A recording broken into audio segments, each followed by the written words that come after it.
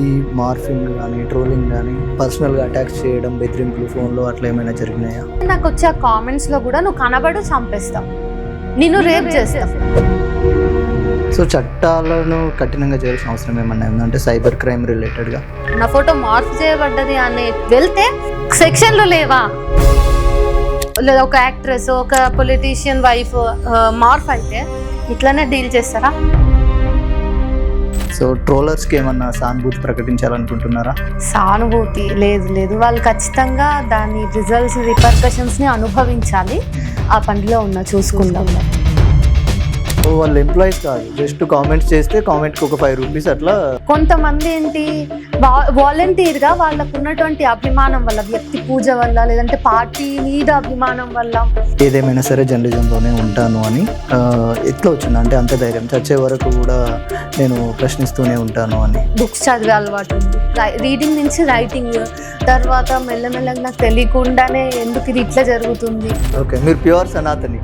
నేను కాదు. సనాతన హిందూ ధర్మం గురించి నేను ఏమి నెగటివ్గా మాట్లాడాలనుకోను పర్సనల్గా కూడా. బీజేపీతో కూడా మీకు కొంచెం నేను ఏఐటీసీని విజిట్ చేసిన అని చెప్పిన, బీజేపీ. సో అట్లా. ఈ విప్లవ అనేది ఏంటి అసలు, ఎట్లా యాడ్ అయింది పేరు? విప్లవశ్రీ అనేది నాకు కలం పేరులాగా ఒక సాహిత్య సంస్థ వాళ్ళు పెట్టింది. ఎందుకు మీరు మనువాదాన్ని కానీ, బీజేపీని కానీ, పవన్ కళ్యాణ్ గారిని ఎందుకు అంత స్థాయిలో ప్రశ్నిస్తూ ఉన్నారు? రీజన్ ఏంటి? సనాతన ధర్మం అనేది బీజేపీకి పేటెంట్ హక్కు ఉన్నటువంటి మతం కాదు. మీరు లేడీ దురందర్ అయితే కాదు కదా తెలంగాణలో? లేదు, నేనే ఒకటే కాయిన్కి 2 సైడ్స్ లాంటివి. బీజేపీ ఓడిపోయి కాంగ్రెస్ గెలిచినా కూడా తర్వాత నా మాట్లాడే విధానం ఇట్లానే ఉంటుంది, కాంగ్రెస్ వస్తే కూడా. సో ఎవరిని ప్రశ్నించినప్పుడు ఎక్కువ ట్రోల్కి గురయ్యారు, ఎక్కువ మానసికంగా ఇబ్బంది పడింది ఎవరిని ట్రోల్ చేసినప్పుడు? అవి మొత్తం షిఫ్ట్ అయిపోయి డిఫేమ్ చేయడము, వ్యక్తిత్వ హననాలకు పాల్పడటం అట్లా మారింది బీజేపీ పార్టీ విషయంలో. ఉమెన్ జర్నలిస్ట్ గురించి మాట్లాడితే ఈ ట్రోలింగ్ అనేది ఎక్కువగా ఉంది. ఎందుకు? ఆడది కనిపిస్తే వీళ్ళు రేప్ చేసినటువంటి వాళ్ళకి సన్మానాలు చేసే సంస్కృతి గల బీజేపీ మరి మహిళలు క్వశ్చన్ చేస్తే, వంటిల్లు దాటి క్వశ్చన్ చేస్తే భరిస్తుందా? ఆఫ్టర్ ఆల్ ఒక ఆడది నన్ను క్వశ్చన్ చేస్తుందా? చంద్రబాబు నాయుడు వాళ్ళ వైఫ్ని ఎవరో ఒకరేదో అన్నారని చెప్పేసి ఆయన నిండు సభలో కన్నీళ్లు పెట్టుకుంటారు. మరి యువతలోళ్ళకి భార్యలు కదా, తల్లులు కదా, పిల్లలు కదా. సో వాళ్ళ భర్తలు మీలాగా ఏడవడానికి మాకు నిండు సభలు ఉండవు, వాళ్ళ తండ్రులు ఏడవడానికి నిండు సభలు ఉండవు, వాళ్ళ అమ్మాయి రెక్కలు కత్తిరిస్తారు. సో రీసెంట్గా వచ్చినటువంటి కాక్రోచ్ జనతా పార్టీ మీద మీ అభిప్రాయం ఏంటి? ఒక ప్రాపర్ పొలిటికల్ స్టాండర్డ్స్ లేవు. భవిష్యత్తులో ఈ ప్రశ్నించడం అనేది కొనసాగుతుందా, లేదంటే మధ్యలో ఆగిపోతుందా? ఇది బరాబర్ చెప్తున్నా, తెలంగాణ బిడ్డ పవర్ ఏందో చూపిస్తారు. Welcome to 3TV. ప్రజాస్వామ్య దేశంలో ప్రశ్నించడమే నేరం అవుతుంది. ముఖ్యంగా తెలంగాణలో ఎన్నో ఆటంకాలను ఎదుర్కొని జర్నలిజంలో అడుగుపెట్టి ఈ మధ్య మహిళలు బయటకు వస్తున్నారు ప్రశ్నించడానికి అని. సో ఇలా ప్రశ్నిస్తున్న వాళ్ళ మీద ఒక పార్టీకి సంబంధించిన వాళ్ళు, ఒక వ్యక్తి అభిమానులు చాలా తీవ్రంగా ఫోటోలతో మార్పింగ్ చేస్తూ ట్రోల్స్ చేస్తూ ఉన్నారు. ఇటువంటి ట్రోల్స్ని ఎదుర్కొని కూడా చాలా ధైర్యంగా ముందుకొచ్చి చచ్చినా సరే నేను ప్రశ్నిస్తూనే ఉంటాను అని, ఎవరైతే ప్రశ్నిస్తాను అని చెప్పి రాజకీయాల్లోకి వచ్చారో వాళ్ళని ప్రశ్నిస్తూ ముందుకు సాగుతుంది జర్నలిస్ట్ శ్రీనిధి విప్లవ. ఈరోజు మనతో స్టూడియోలో ఉన్నారు. సో హలో అండి. హలో అండి, ఎలా ఉన్నారు? బాగున్నాను. సో ట్రోలర్స్కి ఏమన్నా సానుభూతి ప్రకటించాలనుకుంటున్నారా? సానుభూతి లేదు, వాళ్ళు ఖచ్చితంగా దాని రిజల్ట్స్, రిపర్కషన్స్ని అనుభవించాలి. ఆ పనిలో చూసుకుందాం. ఓకే, అంటే దొరకబెట్టారా వాళ్ళని ఏమైనా? కొందరు దొరికిర్రా? దానికి కూడా ఒక ప్రాసెస్ ఉంటుంది కదా, వాళ్ళని ఎక్స్పోజ్ చేయటం, వాళ్ళని ఎట్లా ఎక్స్పోజ్ చేయాలి ఇదంతా. కాబట్టి ఇది కొంచెం మెల్లమెల్లగా నడిచే ప్రాసెస్ అన్నట్టు. అండ్ నన్ను ట్రోల్ చేసిన వాళ్ళ గురించే నేను మాట్లాడట్లేదు. జస్ట్ స్టాండ్ విత్ విప్లవశ్రీ అనేది అంత వైరల్ అయినప్పుడు నా కన్సర్న్ ఏమున్నదంటే, అందరికీ ట్రోలింగ్ నడుస్తుంది, జస్ట్ నా కోసం నిలబడడం అనేది కాదు, అందరి కోసం మనం ఇప్పుడు వర్క్ చేయాలి కదా అనే సందర్భంలో నేను కామన్గా ఉన్నారు ఈ ఎవరైతే ట్రోలర్స్ ఉన్నారో వాళ్ళు నా ఒక్కదాన్ని ట్రోల్ చేస్తున్నారు కాదు, చాలా మందిని వాళ్ళు ఒక క్లస్టర్ లాగా ఫామ్ అయ్యి ట్రోల్ చేస్తారు. ఇప్పుడు నేను ఉన్న ఒక ట్రోలర్ని అనుకుందాము, ఒకరిని కామెంట్ చేస్తాను అనుకోండి, నేను అక్కడ నా కామెంట్ పెట్టి వదిలేను, అక్కడికి నా క్లస్టర్ మొత్తాన్ని దించుతా, మెన్షన్ చేస్తాను నేను అక్కడ. అట్లా చేస్తున్నారు వాళ్ళు. ఇది వాళ్ళు ఇట్లా చేయడం వల్ల గంపగుత్తుగా వాళ్ళందరూ వచ్చి నెగటివ్ కామెంట్స్ చేస్తారు. ఒకడు ఫొటోస్ పెట్టొచ్చు, లేకపోతే ఒకడు లకారాలు వాడొచ్చు, ఒకడు ఇంకేదో వాడొచ్చు. ఇట్లా మొత్తంగా వాళ్ళు ఒక యూనిటీ తోటి ఈ ట్రోలింగ్ అనేదాన్ని ఆర్గనైజ్డ్ గా చేస్తున్నారు ఒక ప్యాటర్న్ ప్రకారంగా అందరి మీద.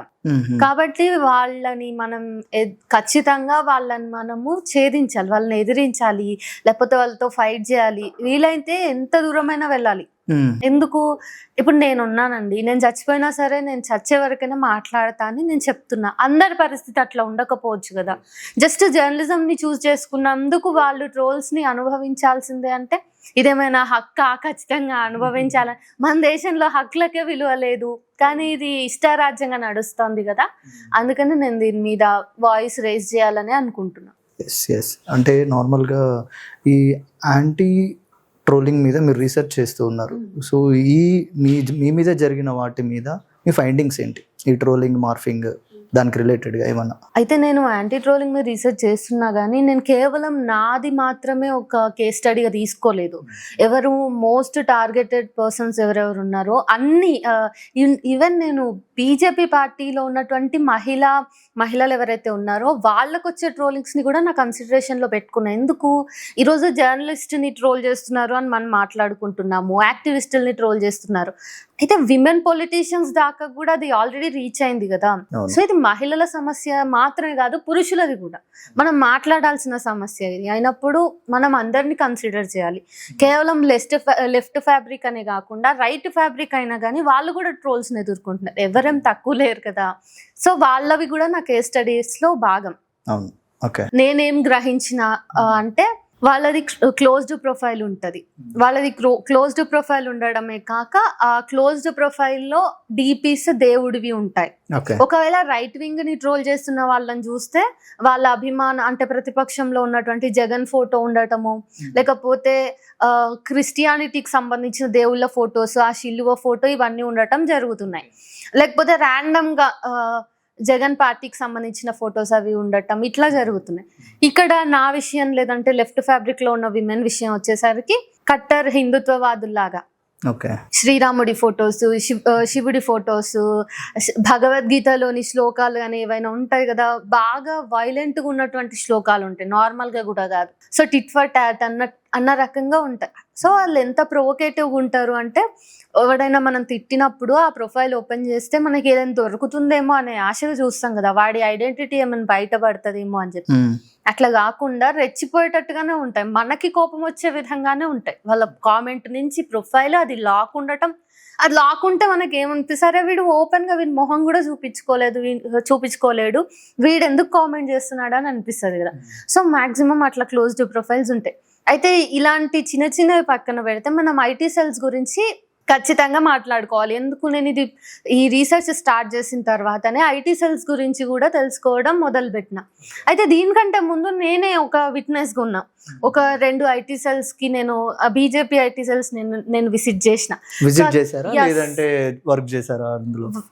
Kind of. అంటే నేను అక్కడ వర్క్ చేయలేను. ఇప్పుడు పని కట్టుకొని తిట్టడం అంటే ఏంటి, జనాలందరూ ఏదో నన్ను హిందుత్వాన్ని లేకపోతే బీజేపీని జనసేనని తిడుతూ ఉంటా అంటే లేదు, నాకు తిట్టడం ఇష్టం లేదు. నాకు తిట్టడమే ఇష్టం అయి ఉంటే నేను ఆ ఐటీ సెల్లో నాకు ఎలాంటి ఉద్యోగము లేని టైంలో, నేను జర్నలిజంలోకి రాకముందు మంచి పే ఆఫ్ వస్తుంది అన్నప్పుడు నేను అక్కడే ఉండి తిడుతూ ఉంటా కదా. జస్ట్ ఇట్లా బూతులు తిడితే నాకు డబ్బులు వస్తాయంటే నేను తిడతా కదా. బట్ నేను అసలు చేయలేకపోయినా. 3 days గమనించిన, ఏం చేయలేదు, నేను ఎవరిని తిట్టలేదు ఆ 3 days కూడా. బట్ ఎట్లా ఫంక్షన్ అవుతాయి అనేది చూసిన. ఐటీ సెల్స్ అంటే అన్ని పార్టీస్కి ఉంటాయి కదా, అన్ని పార్టీస్కి ఉన్నప్పుడు వాళ్ళు ఏం చేయాలి, వాళ్ళ పార్టీకి అయితే ఇది నియోజకవర్గాల వారీగా, లీడర్ల వారీగా ఉంటది. సో ఈ నియోజకవర్గంలో ఎవరు లీడర్ ఉన్నారు, వాళ్ళ పార్టీ లీడర్. సో అతని ముఖంగా నడిచేది ఉంటది. ఆ నియోజకవర్గం పేరుతోటి అదే ఆఫీస్ లో ఆ పార్టీకి సంబంధించిన పేజ్ కూడా ఉంటది. సో ఇందులో వీళ్ళు ఏం చేయాలి, ఆ గ్రామంలో లేదంటే ఆ నియోజకవర్గంలో ఈ లీడర్ చేసినటువంటి మంచి పనుల్ని ప్రమోట్ చేయొచ్చు. లేదా ఈ పార్టీ వల్ల జరిగిన మంచిని ప్రమోట్ చేసుకోవచ్చు. ఐటీ సెల్స్ మెయిన్ మోటోనే ఇది. సో వీళ్ళు చేసిన మంచి పనుల్ని చెప్పుకోవడం, ఎవరిదైనా లీడర్స్ ఈ బర్త్డేస్ ఉన్నప్పుడు అఫీషియల్గా వాళ్ళు విష్ చేయడానికి కానీ, లేకపోతే ఏదైనా ఫెస్టివ్ విషెస్ అలాంటివి గ్రీటింగ్స్ చెప్పుకోవడానికి కానీ, లేకపోతే రూలింగ్ లో ఉన్నటువంటి వాళ్ళు, ఇఫ్ అపోజిషన్ పార్టీ పేజ్ అయితే రూలింగ్ లో ఉన్నటువంటి వాళ్ళు ఎలాంటి అవకతవకలు చేస్తున్నారు, ఎలాంటి మిస్టేక్స్ చేస్తున్నారు అనే దాని మీద మాట్లాడడానికి కానీ, లేకపోతే కామన్ గా రియాక్టరీ వీడియోస్ లైక్ ఒక నేత వచ్చి ఒక వ్యాఖ్య అంటారు. ఫర్ ఎగ్జాంపుల్ చాలా ఈజీ, ఈ పొలిటీషియన్స్ కి ఎవరైనా ఏదైనా చేయకపోతే చేతులకు గాజులు వేసుకొని కూర్చున్నావా, చీరల్ని పంపిస్తామని చెప్పేసి బీఆర్ఎస్ నేత అనుకుంటా అప్పుడు అన్నాడు. చాలా చాలా సులువుగా అనేస్తారు. సో ఇలాంటివి ఎవరైనా కాంట్రవర్సీగా మాట్లాడినప్పుడు వాటి కౌంటర్ చేయడానికి వీళ్ళ పేజెస్ అట్లా యూజ్ చేసుకుంటారు. ఇంతవరకు ఓకే. బట్ ఇంతకు మించి ఆ ఐటీ సెల్స్ లో ఏం జరుగుతుంది అంటే, ఇట్లాంటి అఫీషియల్ పేజెస్ పక్కన పెట్టండి, ఇవి బూతుల్ని డైరెక్ట్ గా ఎప్పుడు కూడా ఎన్కౌంటర్ చేయవు. బట్ చిన్న చిన్న గాదుల్లో సిస్టమ్స్ మొత్తం నేను విట్నెస్, నేను చెప్తున్నా కదా నేను విట్నెస్. సో అది నాకు ఎక్స్పీరియన్స్ అనేది హెల్ప్ అయింది ఇప్పుడు. అండ్ నేను ఇంకా చాలా రీసెర్చ్ కూడా చేసిన కాబట్టి నేను ఇంత మంచిగా చెప్పగలుగుతున్నా, ఇంత ధైర్యంగా మీకు చెప్పగలుగుతున్నా. ఫోటోషాప్ ని వాళ్ళు వాడుకుంటారు, లైక్ పిఆర్ కంపెనీస్ ఉంటాయి కదా, వాళ్ళని కార్పొరేట్స్ ని వాళ్ళు అప్రోచ్ అవుతారు. సో వాళ్ళు ఏం చేస్తారంటే డీఫేమ్ చేయడం ఈజ్ ఓన్లీ గోల్ అన్నట్టుగా వాళ్ళకి. వీళ్ళు ఫేస్బుక్ ఐడీస్ ఉంటాయి, ట్విట్టర్ ప్లాట్ఫామ్స్ ఉంటాయి, వీళ్ళందరూ అన్ని ఫేక్ అకౌంట్సే.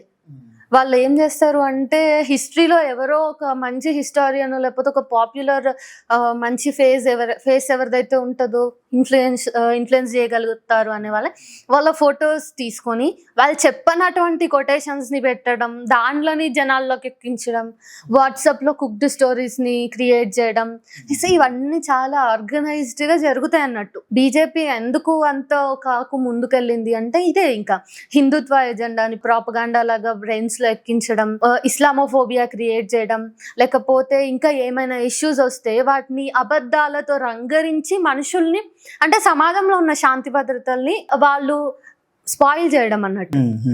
ఇదంతా ఒక ఎత్తు అయితే, ఎవరైతే క్వశ్చన్ చేస్తారో, ఎవరైతే పని చేస్తారో, ఎవరైతే వాళ్ళని క్వశ్చన్ చేస్తారో, ముఖ్యంగా వాళ్ళ మీద మూకుమ్మడిగా బూతుల దాడి చేయడానికి వాళ్ళు డబ్బులు ఇస్తారు. ఒక ట్వీట్కి 50 నుంచి 70 రూపాయలు అనుకోండి, లేకపోతే ఒక్కొక్కసారి ఫేస్బుక్లో చేసే కామెంట్స్కి ఒక కామెంట్కి 5 రూపాయలు, ఇట్లా ఉంటుంది అన్నట్టు వాళ్ళకి. ఇది ఒక ఆక్యుపేషన్ లాగా సిస్టమ్ ముందు కూర్చోవాలి. వాళ్ళు ఎంప్లాయీస్ కాదు, జస్ట్ కామెంట్స్ చేస్తే కామెంట్ కి 5 రూపీస్ అట్లా వాళ్ళు మాట్లాడుకుని ఉంటారు కదా, ఆ డబ్బులు తీసుకొని పోయే మనుషులు. అయితే ఇట్లా నడిచే వాళ్ళు ఉన్నారు. కొంతమంది ఏంటి, వాలంటీర్గా వాళ్ళకు ఉన్నటువంటి అభిమానం వల్ల, వ్యక్తి పూజ వల్ల, లేదంటే పార్టీ మీద అభిమానం వల్ల, లేకపోతే పవన్ కళ్యాణ్ విషయం చూసుకుంటే నన్ను ట్రోల్ చేసిన వాళ్ళ గురించి చెప్తా. ఇప్పుడు శివాజీ గల్ల కావచ్చు, లేకపోతే ఇంకా శ్రీకృష్ణ దేవరెడ్డి, ఇట్లా కొందరు ఉన్నారు. వీళ్ళంతా ఏంటంటే పవన్ కళ్యాణ్ ఎప్పుడైతే సనాతన ముసుగు ధరించాడో ఆ తర్వాత వీళ్ళ లైన్ కూడా మారింది. అంతకు ముందు వీళ్ళు ఇంత కట్టరు ఉండేవాళ్ళు అని నేను చెప్పలేను. ఒక సందర్భంలో వాళ్ళ కామెంట్స్ ద్వారానే తెలిసింది, ఆయన అన్ని మాటలు అంటుంటే ఆయననే కామ్గా ఉన్నాడు, ఇక మనకెందుకులే, అసలు మనము జనసేన కార్యకర్తల కంటే ఎక్కువ చేస్తున్నాము, సైలెంట్ అవుదాం ఇంకా అని వాళ్ళే బుక్ అయ్యారు. అంటే వీళ్ళు ఏ పార్టీ అన్నట్టు, వీళ్ళకి ఒక పార్టీ అంటూ కాదు, వీళ్ళదేంటి జనసేననే, అవుట్ రైట్ గా జనసేననే. ఇంకోటి ఆ జనసేన వాళ్ళతో, జనసేన ఇంకా పొత్తులో ఉంది కాబట్టి బీజేపీ కోసం కూడా వీళ్ళు మాట్లాడతారు. అండ్ వీళ్ళ డీపీస్ లో మోదీ ఖచ్చితంగా ఉంటారు. మోదీ, అమిత్ షా, యోగి ఆదిత్యనాథ్ వీళ్ళు ఉంటారు. వీళ్ళైనా ఉండాలి, శ్రీరాముడైనా ఉండాలి. సో శ్రీరాముడు మోదీ వేరు కాదు అన్నట్టుగా కూడా వాళ్ళు అట్లా ప్రాపగాండా చేస్తారు. ఇదంతా ఎత్తు. అయితే నన్ను ఈ తెలంగాణలో మాట్లాడుతున్నటువంటి స్వరాలను టార్గెట్ చేస్తున్న వాళ్ళు ఎవరు అనేది చూస్తే నా రీసెర్చ్లో తెలిసింది ఏంటంటే, దాదాపుగా 95% మంది ఆంధ్ర వాళ్ళే ఉన్నారు. ఒక వ్యక్తి తెలంగాణ వాడు అని తెలుస్తుంది, కానీ అది కూడా కన్ఫర్మేషన్ లేదు. చాలా మంది విషయంలో ఒక్కరు మాత్రమే తెలంగాణ అని తెలుస్తోంది. దానికి కూడా సంబంధించినటువంటి ప్రాపర్ ఎవిడెన్స్ నేను ఇంకా తెలుసుకోలేదు. వస్తుంది, టైం పడుతుంది అంతే, వాళ్ళకు కూడా తెలుస్తుంది. సో ఈ నేపథ్యంలో ఆంధ్ర వాళ్ళు ఎందుకు ఎక్కువ ట్రోల్ చేస్తున్నారు? తెలంగాణలో ఆ సంస్కృతి లేదు. ఇప్పుడు మనం ఒకటి అంటాం, మొహం మీద వాళ్ళు అదే అంటారు, వాళ్ళు దాన్ని కౌంటర్ చేయాలని చూస్తారు. ఈ బూతుల దాడి లేకపోతే మతం పేరు మీద రెచ్చగొట్టడము, కౌంటర్ గా కుక్డ్ స్టోరీస్ ని మనకి ఎన్కౌంటర్ చేయడం, ఇవన్నీ తెలంగాణకి రాకపోయేవి. ఇప్పుడు బీజేపీ ఐటీ సెల్ ఇంత ప్రయత్నం చేస్తున్నా, అండ్ మోర్ ఓవర్ ఎవరైతే ఆంధ్రాకి సంబంధించిన ట్రోలర్స్ ఉన్నారో అందులో చాలా మంది తెలంగాణలో ఉంటున్నారు. బతుకుదెరువుకు వచ్చిన వాళ్ళు మనననే పరిస్థితి ఉంది చూడండి. ఇక్కడ నేను ప్రాంతీయవాదం గురించి మాట్లాడట్లేదు, but why only Andhra people always, ఎప్పుడు. సో అండ్ June 2 నుంచి నా కేసు గురించే మనం మాట్లాడాల్సి వస్తుంది. అందరూ నా కేసు గురించి మాట్లాడుతున్నారు. బట్ June 2 వివాదం ఏదైతే పవన్ కళ్యాణ్ వివాదాన్ని తీసుకొచ్చాడో, ఆ తర్వాత మొత్తం ఇది కాంట్రవర్సీ ఎట్లయిపోయింది. తెలంగాణ వాళ్ళు ఏం జరిగితే అక్కడ టార్గెట్ చేస్తారా? సో తెలంగాణ వాళ్ళు ఇక్కడ పుట్టడమే పాపమైంది అన్నట్టుగా టార్గెట్ చేస్తున్నారు. అసలు హద్దు ఉండదు, అంత ఉండదు, ఇదంతా చూస్తున్నాను అన్నట్టు నేను. మీరు నార్మల్గా ఇందాక ఒక మాట అన్నారు, అంటే వీళ్ళు జాబ్ కోసం అందులోకి వెళ్ళాల్సి వస్తుంది, అక్కడ అంటే ఐటీ సెల్లో వర్క్ చేయాల్సి వస్తుంది కొద్దిమంది అని, అంటే ఇష్టం లేకపోయినా చేయాల్సి వస్తుంది అని. ఇష్టం లేకపోయినా చేయాల్సి వస్తుందా, లేదంటే బ్రతుకు తెరువు కోసం చేస్తున్నారా, లేదంటే పార్టీ మీద అభిమానమా, లేదంటే వ్యక్తి పూజ అనుకోవచ్చా? మల్టిపుల్ రీజన్స్ ఉంటాయి. ఇప్పుడు కొందరికి పవన్ కళ్యాణ్ మీద అభిమానంతో అవన్నీ చేస్తూ ఉండొచ్చు, జీతం లేకపోయినా చేస్తారు వాళ్ళు. ఈ శివాజీ గల లాంటి వాళ్ళు కావచ్చు, వీళ్ళకి పేమెంట్ వస్తుందని నేను అనుకోవట్లేదు, బట్ చెప్పలేం, పేమెంట్ వస్తూ కూడా ఉండొచ్చు. అయితే వ్యక్తి పూజ వల్ల, పార్టీ మీద అభిమానం వల్ల, మతం మీద పిచ్చి వల్ల, ఇవన్నీ కారణాలతో చేసే వాళ్ళు కొందరు ఉండొచ్చు. అయితే ఈ ప్రొఫెషన్ లోకి దిగాలి అనుకున్నప్పుడు వాళ్ళు ముందు అభిమానం పనిచేస్తుంది. ఒకవేళ ఏది లేదు, కేవలం జాబ్ కోసమే నాకు ఒక సోర్స్ కావాలి, ఇన్కమ్ సోర్స్ కావాలి అనుకొని దిగినా కానీ వాళ్ళకి ఇదంతా తప్పులాగా అనిపించకుండా వాళ్ళు మోటివేట్ చేస్తారు. తీసుకున్నప్పటి నుంచే వాళ్ళకి చాలా మంచి ట్రీట్మెంట్ ఉంటుంది అన్నట్టు. ఎట్లా అంటే ఇప్పుడు నేను వర్క్ చేసిన అని చెప్పిన కదా, ఎట్లుంటది అంటే నిరంతరం ఒక కైండ్ ఆఫ్ బ్రెయిన్ వాష్ వాళ్ళకి జరుగుతుంటది, వాళ్ళ నుంచి ఆ కామెంట్స్ లోకి అది పొర్లుతూ ఉంటది అన్నట్టు. అబద్ధాలు అలవోకగా ఆడేస్తారు. సో ఆ అబద్ధాల అలవోక అల్లికల వల్ల వచ్చిన వాళ్ళు ఇష్టం ఉంది ఇష్టం లేదు అనేది అక్కడ పనిచేయదు. వాళ్ళు వస్తారు, వాళ్ళకి తెలియకుండానే దానికి అలవాటు పడిపోతారు. ఆ తర్వాత అది వాళ్ళు క్యారీ చేస్తారు. అందులోంచి వచ్చాక కూడా పర్సనల్ ఐడీస్ నుంచి కూడా కామెంట్స్ చేస్తారు అట్లా. సో ఇట్లా ఉంటుంది అన్నట్టు. ఓకే, మీరు మొన్న అంటే ఒక కాన్ఫరెన్స్లో మీకోసం పెట్టినటువంటి ఆ కాన్ఫరెన్స్లో ఒక మాట అన్నారు, చచ్చే వరకు ఖచ్చితంగా ప్రశ్నిస్తాను, ఏదేమైనా సరే జర్నలిజంలోనే ఉంటాను అని. ఎట్లా వచ్చింది అంటే అంత ధైర్యం, చచ్చే వరకు కూడా నేను ప్రశ్నిస్తూనే ఉంటాను అని? మీ చైల్డ్హుడ్ నేపథ్యం అంతా ఎట్లా సాగింది ఏంటి? నేను రైటర్ ఫస్ట్ నుంచి, అంటే దీనికంటే ముందు నేను రైటర్, పోయిట్. సో రాయడం నా అలవాటు. అండ్ నేను చిన్న ఉన్నప్పటి నుంచి మా ఫ్యామిలీ డిస్టర్బెన్సెస్ కావచ్చు, సొసైటీలో నేను చూసినటువంటి అంశాల వల్ల డిస్టర్బ్డ్గా ఉండేదాన్ని. చిన్నప్పటి నుంచే నాకు డిప్రెషన్, మెంటల్ ట్రామా, యాంగ్జైటీ ఉండేవి.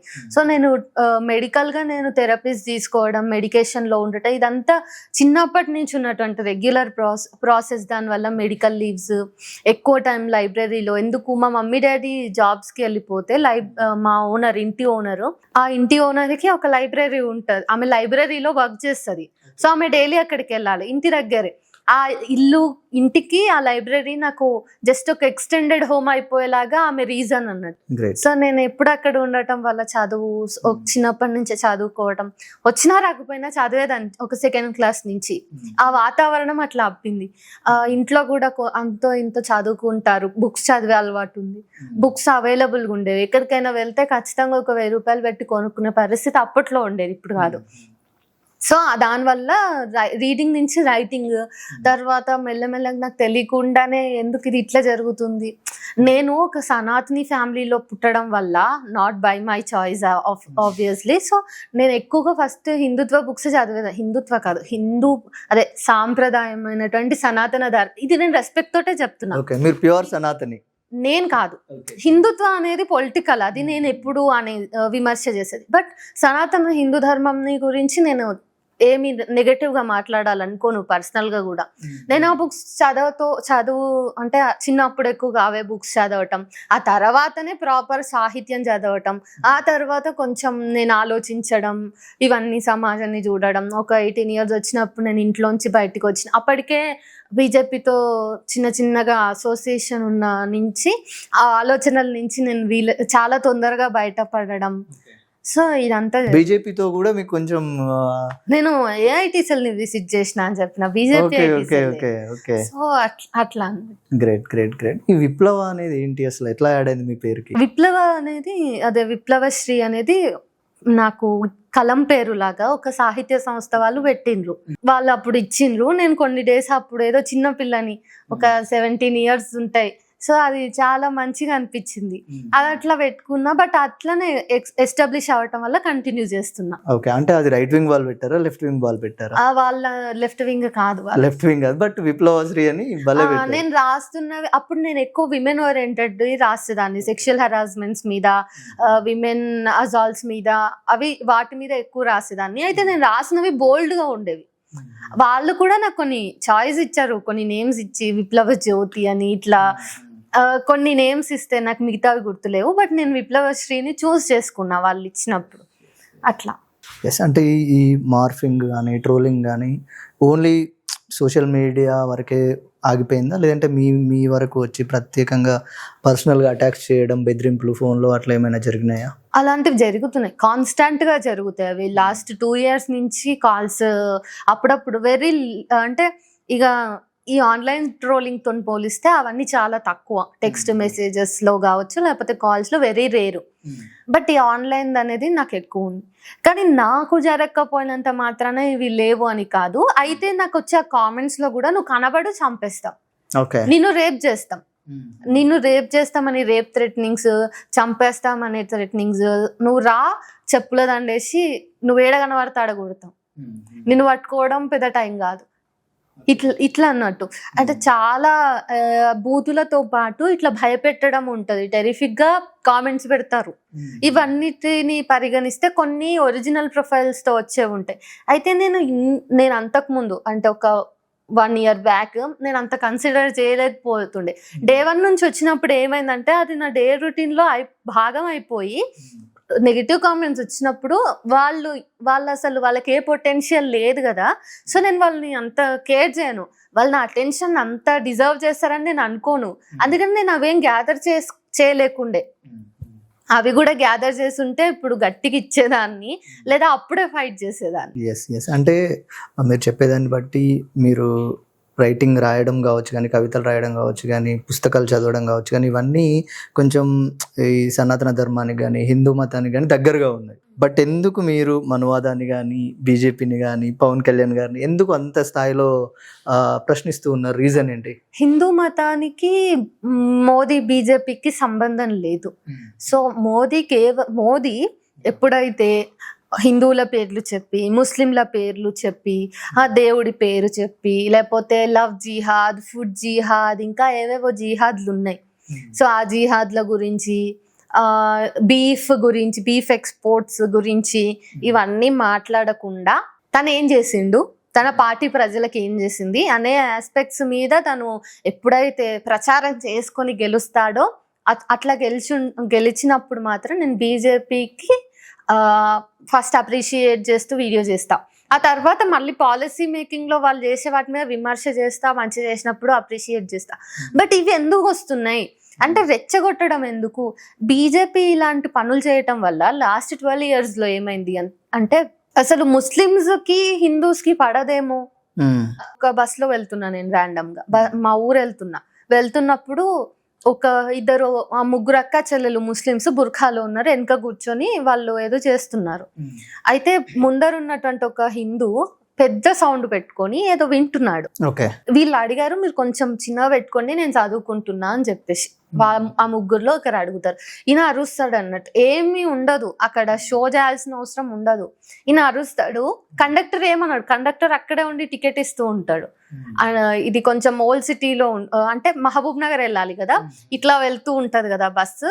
ఆ టైంలో ఆ మూమెంట్ లో జరిగింది. నా పక్కన 2 అమ్మాయిలు కూర్చున్నారు. ఒక చిన్న పాప, ఆమె ఏమంటుందంటే, అక్క ఈ తుర్కోళ్ళకి ఎప్పుడు ఏం పనిలేదు, ఎప్పుడు వీళ్ళు ఇట్లానే చేస్తారు అంటే, ఎట్లా వచ్చింది వాళ్ళకి ఇస్లామోఫోబియా ఎట్లా వచ్చింది, ఎట్లా క్రియేట్ అయింది? ఇంతకుముందు అట్లా ఉంటుండేనా? మతాన్ని చూసి మనం గుణాలని అంచనా వేస్తామా? జనరలైజ్ చేయడం ఎప్పటి నుంచి వచ్చింది?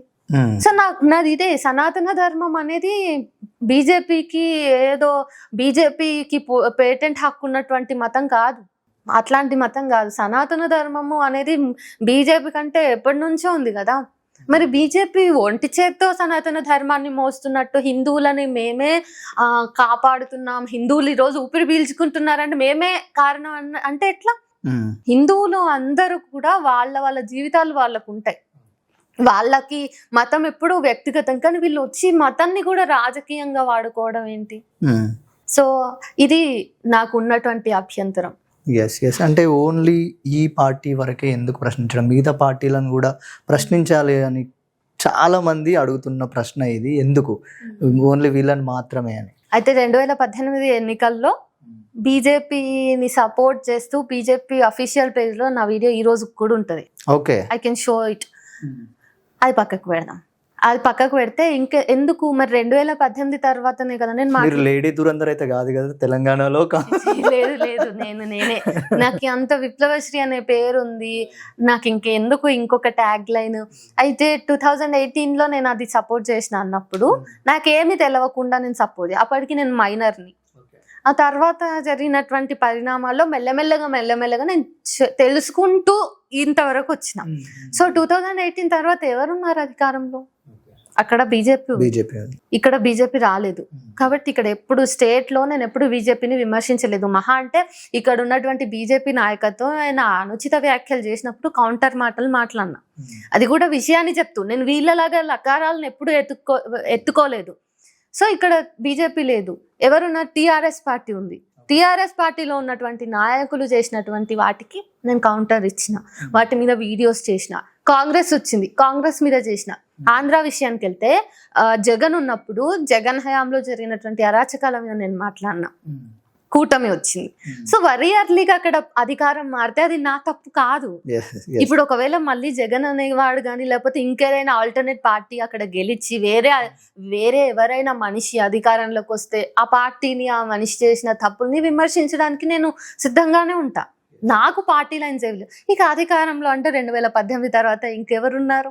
మోదీ తప్ప ఎవరు లేరు. అండ్ అయితే ఇప్పుడు అనివార్యత ఏంటి అంటే రాహుల్ గాంధీని విమర్శించాల్సినటువంటి అనివార్యత ఇప్పుడు ఉంది. ఎందుకు? బీజేపీ అధికారంలో ఉన్నప్పుడు, కాంగ్రెస్ ప్రధాన ప్రతిపక్షం అయినప్పుడు అసలు అంటే కాంగ్రెస్ ఏం చేస్తుంది? కేవలం పీపీటీ ప్రజెంటేషన్స్ ఇచ్చి పక్కకు జరగటమో, లేకపోతే అసలు ప్రతిపక్షం అనేది దేశంలో ఉందా ఇంకా అనే ప్రశ్నలు వస్తున్నాయి.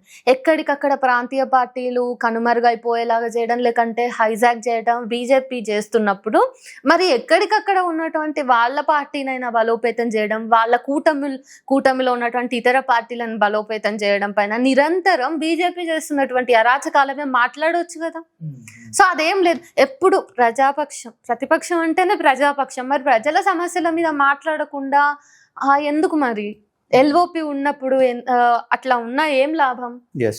సో రాహుల్ గాంధీని కూడా క్వశ్చన్ చేయాల్సిందే. ఇంకా 3వ టర్మ్ కదా ఇది బీజేపీది. మరి 3 టర్మ్స్ లో ఏం వెలగబెట్టింది అని, అండ్ వాళ్ళకి ఏమైనా అండర్స్టాండింగ్ ఉందా అనేది కూడా నాకు క్వశ్చన్ వస్తుంది. ఎందుకు ప్రతిసారి చెప్తా నేను బీజేపీ మీద విమర్శ చేసినప్పుడు మోస్ట్ ఆఫ్ ద టైమ్స్ నేను ఏం చెప్తా అంటే బీజేపీ కాంగ్రెస్ రెండు కూడా ఒకటే కాయిన్ కి 2 సైడ్స్ లాంటివి.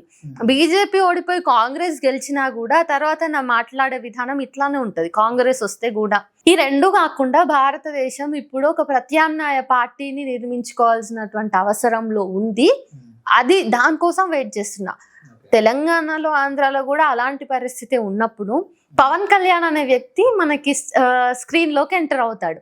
సరే, ఆయన మీద నాకు ఎంత అభిమానం ఉన్నా సినిమాల పరంగా, రాజకీయంగా ఈ మనిషి చేగువేరా పేరెత్తినప్పుడు అరే రైట్ పర్సన్ వచ్చిండు, అట్లీస్ట్ ఆంధ్రాకి వచ్చిండు అండ్ తెలంగాణ విషయానికి వస్తే కేసీఆర్ మీద అప్పుడు చాలా ఎలివేషన్స్ ఉంటాయి. ఆయన ఒక ఉద్యమ నాయకుడిగా నేను కూడా రెస్పెక్ట్ చేస్తాను, బట్ ఆయన పాలనలో కూడా అంత చిత్తశుద్ధి కనిపిస్తుంది అనే ఎక్స్పెక్టేషన్స్ తో ఉన్నా కాబట్టి ఓకే.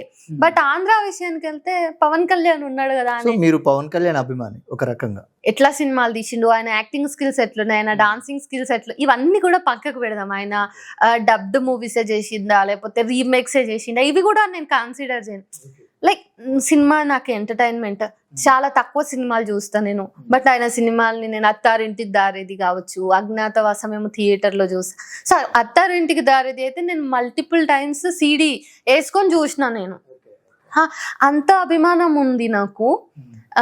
మరి నేను ఇట్లా ఎందుకు తయారైనా అంటే ఆయన ఎందుకు షిఫ్ట్ అయ్యిండు అనేది నా ప్రశ్న. ఎస్. సో మీరు అంటే దేశంలో ఉన్న అన్ని పార్టీలను ఎవరైతే అధికారంలో ఉన్నారో, లేదంటే ఇప్పుడు ఫర్ ఎగ్జాంపుల్గా కూడా చెప్పారు కాంగ్రెస్ ప్రతిపక్షంలో ఉండి కూడా ప్రశ్నించడం లేదు అని, వాళ్ళను ప్రశ్నిస్తున్నారు, ఇటు వీళ్ళను ప్రశ్నిస్తున్నారు.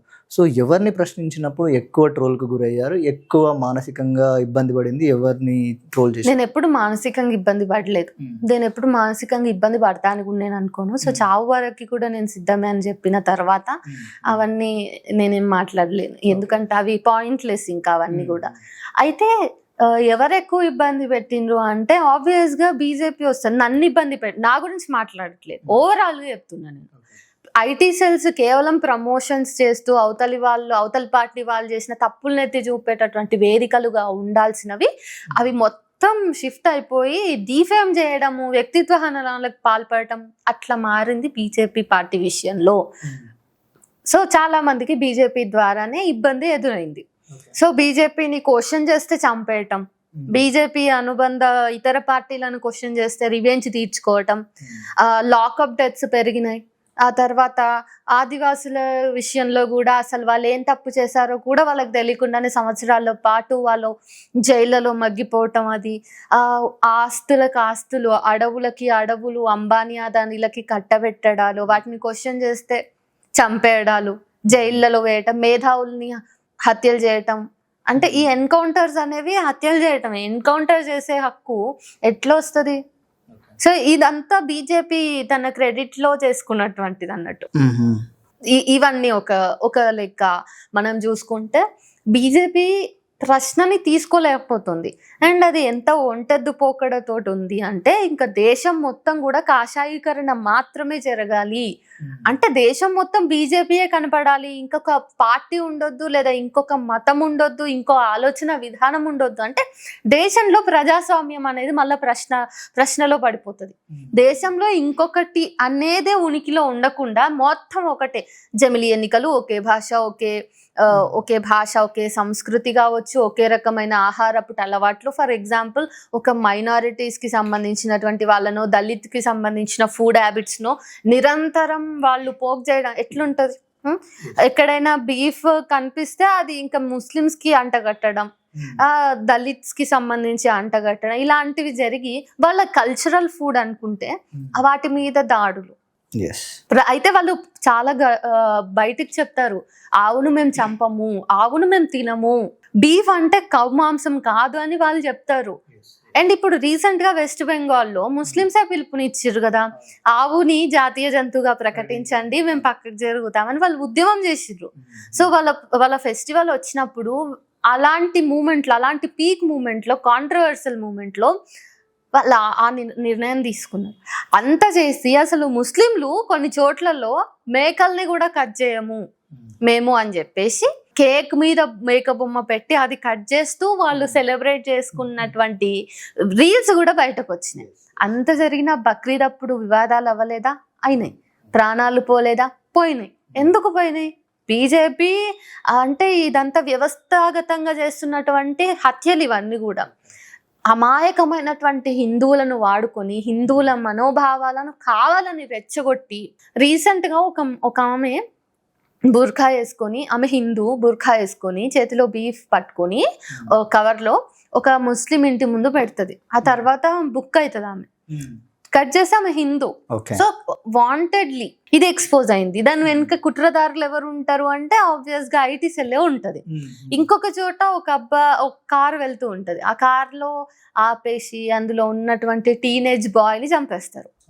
చంపేస్తారు, ఎందుకంటే అది ముస్లిం అనుకొని చంపేస్తారు. బట్ అంత జరిగి అదంతా న్యూస్లో బాగా అవుట్రీచ్ అయిన తర్వాత అతను ఒక బ్రాహ్మణ్ కిడ్ అని తెలుస్తుంది. అప్పుడు మేము అక్కడ బ్రాహ్మణ్ అనుకోలేదు, ముస్లిం అనుకొని మేము చంపినాం అంటే వాళ్ళు ఏం చెప్తున్నారు, ముస్లిం చచ్చిపోవాలా, ముస్లిం అయితే చంపేయచ్చు అయిపోయింది. సో జస్ట్ బికాజ్ నువ్వు ఈ మతంలో పుట్టినావు, అది కూడా నువ్వు చూస్ చేసుకోకుండా పుట్టినావు, నిన్ను చంపేస్తాం మేము, నీకు బ్రతికే హక్కు లేదు అంటే ఇదంతా యూనిటీ ఇన్ డైవర్సిటీ అనే మూల సూత్రం, ఈ భారతదేశానికి మాత్రమే ఉన్నటువంటి ఆ మూల సూత్రాన్ని బీజేపీ కాలరాస్తుంది, ప్రజాస్వామ్యాన్ని కాలరాస్తుంది, మనందరినీ ఒకటేలాగా చేసి అసలు ఇంకా మొత్తం బీజేపీ మయం అయిపోతుంది. మన లోపల ఎన్ని భావాలైనా ఉండని, ఏమైనా ఉండని. పోనీ వీళ్ళు ఎప్పుడు హిందువుల గురించి మాట్లాడతారు కదా, హిందువులను అడ్డం పెట్టుకొని రాజకీయాలు చేస్తారు కదా, మరి వీళ్ళ వల్ల హిందువులకు ఎంత లాభమైంది అన్నది మనం చూస్తే ఎంత లాభమైంది చెప్పండి. హిందువుల కోసం కనీసం ప్రత్యేకంగా ఏదైనా బడులు కట్టించడం కానీ, లేకపోతే హాస్పిటల్స్ నిర్మించడం కానీ, లేకపోతే హిందువులకి గవర్నమెంట్ ఆఫీసులు ఏమంటారు హాస్పిటల్స్లో మీకు ఒక 10% తగ్గిస్తామనో, లేకపోతే బీజేపీ నాయకులకు ఉన్నటువంటి ఎడ్యుకేషనల్ ఇన్స్టిట్యూషన్స్ ఆర్ మెడికల్ ఇన్స్టిట్యూషన్స్లో హిందువులకి కన్సెషన్ ఉంటుంది, ఇలాంటివి ఏమైనా ఉన్నాయా? లేవు. హిందువులు అయితే కూడా మళ్ళీ కేటగిరీస్ ఉంటాయి. హిందువులలో ఎవరు చచ్చిపోతే మాట్లాడాలి, ఎవరు చచ్చిపోతే సైలెంట్గా ఉండాలి, ఆర్ ఒకవేళ విక్టిమ్ ముస్లిం అయితే సైలెంట్గా ఉండాలి, ఎందుకు చంపేసిందో లేకపోతే రేప్ చేసిందో హిందూ అయితే సైలెంట్గా ఉండటం. సో ఇదంతా ఏంటి మరి, ఇంత ఓపెన్గా వాళ్ళు ఇదంతా చేస్తుంటే కూడా మళ్ళీ జనాలు క్వశ్చన్ చేయకుండా ఉండాలి అంటే ఎట్లా నడుస్తుంది? అండ్ వాళ్ళు అట్లా క్వశ్చన్ చేయకుండా ఉండడానికి వీళ్ళు ఏం చేస్తున్నారు, ఐటీ సెల్ నుంచి వాట్సాప్లో వండి వచ్చిన కథనాల్ని ప్రచారం చేయడం, మోస్ట్ ఆఫ్ ద మీడియాని కొనుక్కోవడం, బ్లాక్మెయిల్ చేయటం, చంపేయటం అవసరమైతే. సో మీడియా మొత్తం కూడా గోధి మీడియా అయిన తర్వాత నిజాలను ఎవరు చెప్తారు? ఒక వార్త చూసినప్పుడు మనము 4-5 సార్లు క్రాస్ చెక్ చేసుకోవాలి, ఫ్యాక్ట్ అయినా కాదా అనేసి చెక్ చేసుకోవాలి. ఇంత పరిస్థితి వచ్చింది దేశంలో. సో ప్రెస్ ఫ్రీడమ్ కూడా ఏముంది, అధపాతాళం. ఇవన్నీ బీజేపీ ఘనకార్యాలు. ఎగ్జాక్ట్లీ. సో అందుకోసం మీరు బీజేపీని కానీ వాళ్ళ యొక్క సిద్ధాంతాలను కానీ అలాగే కూటమిలో ఉన్నటువంటి పవన్ కళ్యాణ్ గారిని ప్రశ్నిస్తూ ఉన్నారు. ఎస్. సో మీరు ఒక జర్నలిస్ట్, అలాగే జర్నలిజం స్టూడెంట్ కూడా. సో ఒక జర్నలిజం స్టూడెంట్గా దేశంలో కానీ ముఖ్యంగా తెలంగాణలో జర్నలిస్టుల యొక్క పరిస్థితి ఎలా ఉంది, ముఖ్యంగా దాంతోపాటు ఉమెన్ జర్నలిస్టుల పరిస్థితి ఎలా ఉంది? మహిళా జర్నలిస్టుల పరిస్థితి అయితే చెప్పక్కర్లేదు. ఆన్లైన్ ట్రోలింగ్ ఇవన్నీ మామూలుగా జరిగిపోతానే ఉంటాయి, బెదిరిస్తారు, ఏమైనా అంటే రేప్ చేస్తాం. నా విషయం కాదు, నేను అందరి విషయం చెప్తున్నా, ఏమైనా అంటే రేప్ చేస్తాం, రెడ్ లైట్ ఏరియాలో వచ్చింది, గొర్రె బిడ్డ, దీనికి నెలకింత ముడుతాయి డబ్బులు, సో ఇలాంటివి బరి తెగించింది, ఇంకా లకారాలు అవి కామన్, ఇట్లా ఉంటాయి. అయితే మగాళ్ళ విషయానికి వస్తే, అంటే మేల్ జర్నలిస్టుల విషయానికి వస్తే, తెలంగాణలో రేవంత్ రెడ్డి సర్కార్ వచ్చిన తర్వాత ఇది ఒక మినీ ఆంధ్రప్రదేశ్గా వాళ్ళు అట్లా ఊహించుకుంటున్నారు. తెలంగాణని ఆంధ్ర అంటే ఆంధ్రాలో ఉన్నటువంటి కూటమి ప్రభుత్వమే ఇక్కడ ఉందా అని ఒక సెకండ్ మనకి డౌట్ వచ్చేలాగా చేస్తున్నాడు రేవంత్ రెడ్డి. తెలంగాణ వాళ్ళ మనోభావాల్ని గాయపరచడం కావచ్చు, ఇక్కడి మేధావుల మీద హింసాకాండ కావచ్చు, ఇక్కడి జర్నలిస్టులను ఆంధ్ర ప్రభుత్వము పట్టుకొని పోతే లిటరల్గా ఆంధ్ర పోలీసులు వచ్చి కిడ్నాపర్ల లాగా వచ్చి, గూండాల్లాగా వచ్చి ఇక్కడ జర్నలిస్ట్ని పట్టుకొని పోతే, కేవీఆర్ సో అన్నని వచ్చి గూండాల్లాగా, అసలు అన్ఆథరైజ్డ్ వెహికల్ అది పోలీస్ వాహనం కూడా కాదు, ఒక అసలు నోటీసులు లేవు తెలంగాణ ప్రభుత్వం నుంచి, అంటే ఇక్కడ పోలీస్ డిపార్ట్మెంట్ నుంచి ఏమీ లెక్కపత్రాలు లేకుండా వచ్చి నేను కిడ్నాప్ చేస్తున్నట్టుగా పట్టుకొని పోయే హక్కు ఎట్లా వచ్చింది? అంటే బయటి రాష్ట్రం వాడికి నీ రాష్ట్రంలోకి యథేచ్ఛగా వచ్చి కిడ్నాప్ చేసుకొని పోయేటటువంటి స్వేచ్ఛ ఎట్లా వచ్చింది? నువ్వు ఎంత లూజ్గా ఉంటావు, హోం మంత్రిత్వ శాఖ నీ చేతిలోనే ఉంది కదా. అండ్ మోర్ ఓవర్ అట్లా తీసుకొని పోయి 3rd డిగ్రీ ప్రయోగించారు. అతన్ని మేము కలిసాం, వాళ్ళ భార్య నిస్సహాయతను చూసినాం మేము. సో అట్లా పట్టుకపోయి 3rd డిగ్రీ ప్రయోగిస్తే కోర్టు చలువతోటి ఆయన రిలీజ్ అయ్యి మళ్ళీ ఇక్కడికి వస్తే, మళ్ళా 2nd రౌండ్ భీమిలి నుంచి అనుకుంటా పోలీసులు వచ్చిర్రు. వాళ్ళు గుంపు కట్టుకొని వచ్చి ఒక జీప్, ఓపెన్ జీప్లో వచ్చి, సో అతను తీసుకెళ్ళాలి అని ఒక సాయంత్రం టైంలో 15-20 మంది వచ్చిండ్రు. అప్పటికప్పుడు ఇన్ఫర్మేషన్ అంది, డిజిటల్ మీడియా జర్నలిస్టులు అందరం పోయి అక్కడ ఉన్నాం. అలాంటి సందర్భంలో అంటే క్వశ్చన్ చేసినాం మేము. బెదిరించడం అంటే మళ్ళీ ఈ లకారాలు కానీ కాదు, మాకు అసలు బీజేపీ ఐటీ సెల్ సంస్కృతి లేదు. సో మళ్ళీ మేము ప్రజాస్వామికంగా ప్రశ్నించినాం, అక్కడితోటి నోటీస్ ఇచ్చేసి వెళ్ళిపోయారు. అది అలాగా అంత నిర్బంధం ఉంది. సో వేరే రాష్ట్రం వాడు వచ్చి పట్టుకొని పోయినా ఇక్కడ ఉన్నటువంటి ముఖ్యమంత్రికి కనీసం చీమ కుట్టినట్టు కూడా అనిపించదు, ఆ వ్యక్తిని విడిపించాలని కూడా ఉండదు. అంతెందుకు మొన్న ప్రొఫెసర్ నాగేశ్వర్ని అరెస్ట్ చేయడానికి సంబంధించినటువంటి విషయంలో, ఆయన మీద కేసులు పెట్టినటువంటి విషయంలో, జర్నలిస్ట్ తులసి చందు మీద కేసులు ఉన్నటువంటి నేపథ్యం, ఇవన్నీ చూసుకుంటే ఎట్లుంది. ఇక్కడ జర్నలిస్టులకి కూడా ఈ తెలంగాణలో కూడా అత్యంత చైతన్యవంతమైనటువంటి తెలంగాణ రాష్ట్రంలో కూడా ప్రజాస్వామికంగా పనిచేస్తున్నటువంటి జర్నలిస్టుల పరిస్థితి ఇంత ఘోరంగా ఉంది. ఎస్ అంటే మీరు అన్నారు కదా ఇందాక, లైక్ ఉమెన్ జర్నలిస్ట్ గురించి మాట్లాడితే ఈ ట్రోలింగ్ అనేది ఎక్కువగా ఉంది. ఎందుకు అంటే వాళ్ళు ప్రశ్నించకూడదనా, లేదంటే ఏమనుకోవచ్చు? సో బీజేపీ లేదా జనసేన ఇప్పుడు వాళ్ళ ఉద్దేశం ఏంటంటే మహిళలు ఎట్లా మాట్లాడతారు అసలు, ముఖ్యంగా డిజిటల్ మీడియాలో ఎందుకు, ఇప్పుడు main stream media already paid batch అయిపోయింది కాబట్టి డిజిటల్ మీడియానే అంతో ఇంతో క్వశ్చన్ చేస్తుంది. సో ఈ డిజిటల్ మీడియా ఇంత క్వశ్చన్ చేయటం ఒకటి వాళ్ళ నొప్పి అయితే, ఇందులో విమెన్ కూడా ఉండటం అనేది ఇంకొక నొప్పి. సో విమెన్ కనిపిస్తే వాళ్ళు ఏం మాట్లాడతారు, విమెన్ అయితే బట్టలు ఇప్పుతారు, మెన్ అయితే బట్టలు ఇస్తారు. ఫర్ ఎగ్జాంపుల్ ప్రశ్న రావని ఉన్నారు, ఆయనకి విమెన్ డ్రెస్ వేసారు, చీర కట్టి ఆయన రెడీ చేసారు, ఇక్కడ నాకేమో మాఫ్ చేసి బట్టలు తీసిండ్రు. సో వీళ్ళ మానసిక రుగ్మతలు ఎట్లా ఉంటాయంటే, మహిళలు మాట్లాడితే బట్టలు ఇప్పుతాం, బజారుకి ఈడుస్తాం, నగ్నంగా చేస్తాం.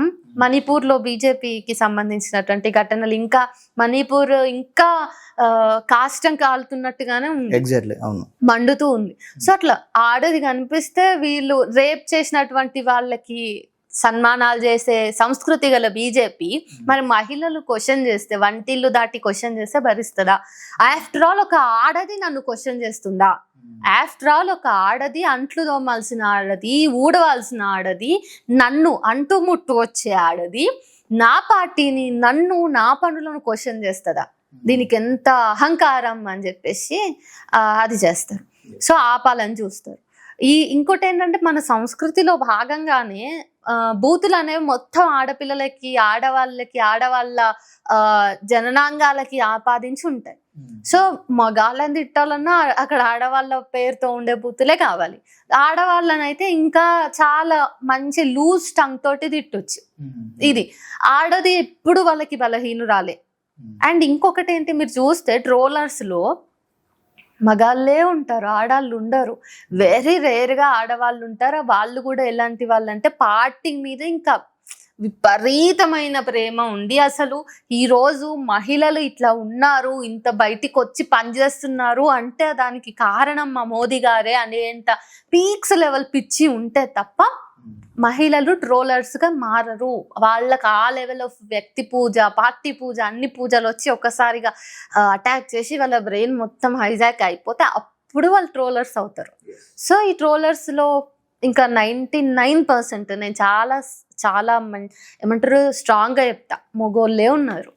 కాబట్టి వాళ్ళకి ఆడవాళ్ళని అనడం అనేది ఈజీ. అదే ఆడవాళ్ళు ఉంటే, ఒకవేళ ట్రోలర్స్ ఉంటే, వాళ్ళు ఓపెన్గా మగాళ్ళని అనలేరు. వాళ్ళు ఎందుకు, మగాళ్ళకి ఎక్కువ క్యాలిబర్ ఉంటుందేమో అనేటటువంటి క్వశ్చన్.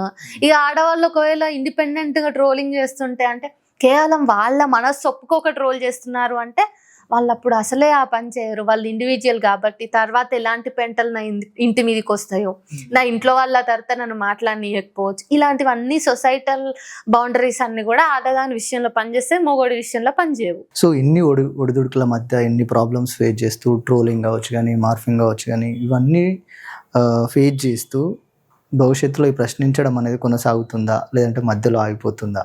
నేను తెలంగాణ బిడ్డని, ఇది బరాబర్ చెప్తున్నా, తెలంగాణ బిడ్డ పవర్ ఏందో చూపిస్తా ట్రోలర్స్ విషయంలో.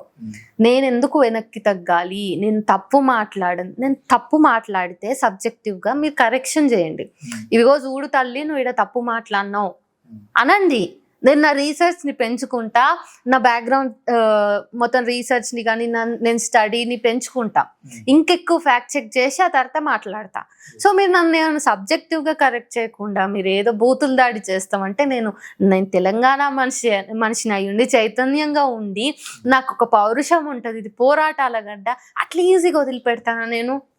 ఇది ఏదో నేను యుద్ధాన్ని మొదలు పెట్టలేదు, మీరు మొదలు పెడుతున్నారు. మీరు ఆ పెట్టే యుద్ధం ఏదో నా సబ్జెక్ట్ మీద పెట్టుంటే నేను అన్నా సారీ అన్నా, నేను నెక్స్ట్ టైం జాగ్రత్తగా చేస్తా అని రెస్పాండ్ అయ్యేదాన్ని. ఇప్పుడు నిన్ను అన్నా అనాల్సిన అవసరం నాకేముంది? ఇప్పుడు నేను నిన్నంత రెస్పెక్ట్ఫుల్గా ట్రీట్ చేయాల్సిన అవసరం నాకేముంది?